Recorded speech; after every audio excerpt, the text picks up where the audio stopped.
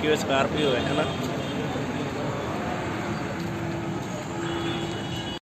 Hey guys, this is प्रतीक और Autotech portal की safety series में आपका बहुत बहुत स्वागत है। आज हम बात करने जा रहे हैं एक ऐसे इंसिडेंट की जहां पे करोड़ों का नुकसान हो जाता है एक महिंद्रा शोरूम में सिर्फ और सिर्फ एक छोटे से शॉर्ट सर्किट की वजह से और लापरवाही की वजह से। ये इंसिडेंट हमें इंस्टाग्राम पे रेडी जी ने रिपोर्ट किया था और अगर आप लोगों के पास भी ऐसे ही कोई एक्सीडेंट्स है तो आप हमें हमारे इंस्टाग्राम पे या हमें हमारी ईमेल आईडी पे रिपोर्ट कर सकते हैं ताकि हम औरों तक भी सेफ्टी के बारे में अवेयरनेस पहुंचा सकें।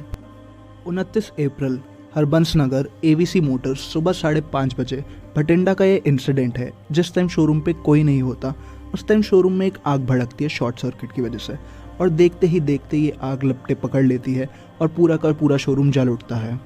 आसपास से गुजरते हुए लोग तुरंत ही पुलिस और फायर ब्रिगेड को सूचना कर देते हैं।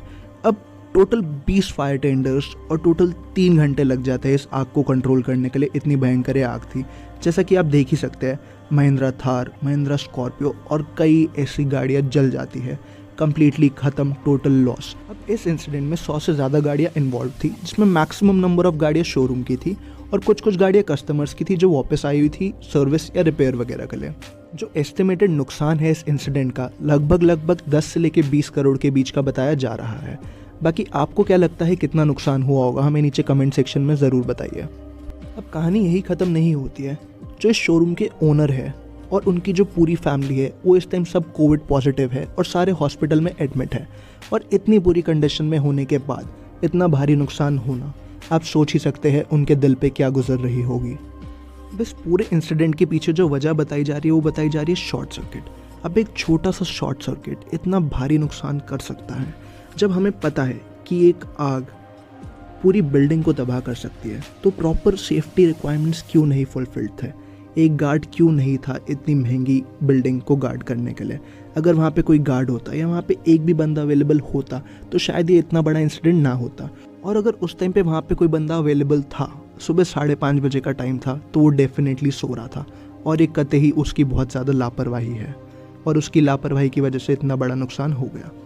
अब चलो एक बारी को हम मान लेते कि वहाँ पे बंदा भी था फिर भी आग नहीं रोक पाई, लेकिन बिल्डिंग में अगर प्रॉपर फायर स्प्रिंकलर्स होते, आपने इतनी इन्वेस्टमेंट कर दी, इतना बड़ा शोरूम खोल दिया, प्रॉपर स्प्रिंकलर्स होते, प्रॉपर फायर एक्सटिंग्विशर्स होते, तो शायद इतना बड़ा इंसिडेंट उनसे तब भी बच जाता। लेकिन चलो, अब जो नुकसान होना था वो तो होना ही था, उसको कौन रोक सकता था। लेकिन इस इंसिडेंट की सबसे अच्छी बात यह है कि किसी की जान को कोई नुकसान नहीं हुआ। भगवान का लाख लाख शुक्र है। हमारी उम्मीद यही है कि इंश्योरेंस में काफ़ी कुछ कवर हो जाएगा और शोरूम के ओनर को इतना ज़्यादा भारी नुकसान नहीं उठाना पड़ेगा। लेकिन हम कार एंथुसियास्ट का क्या करें? जो हमारा दिल दुख रहा है ये वीडियो देख के। महिंद्रा थार, महिंद्रा स्कॉर्पियो, XUV 500 जैसी गाड़ियाँ जल गई। एक कार एंथुसियास्ट को थप्पड़ से नहीं डर लगता साहब, ऐसे इंसिडेंट से लगता है। दिल दुखता है माँ कसम। तो दोस्तों, आप लोग क्या सोचते हो इस इंसिडेंट के बारे में, हमें नीचे कमेंट सेक्शन में ज़रूर बताइए। आपको कितना दुख हुआ ये वीडियोस देख के। वीडियो अच्छी लगी हो तो लाइक कर देना, बुरी लगी हो तो डिसलाइक कर देना, लेकिन शेयर करना मत भूलना ताकि ऐसे इंसिडेंट्स अवॉइड करने की कोशिश की जा सके फ्यूचर में।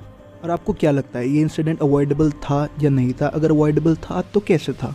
और दोस्तों, don't forget to subscribe to autotech portal अगर आप चैनल पे नए हैं तो। Thank you for watching.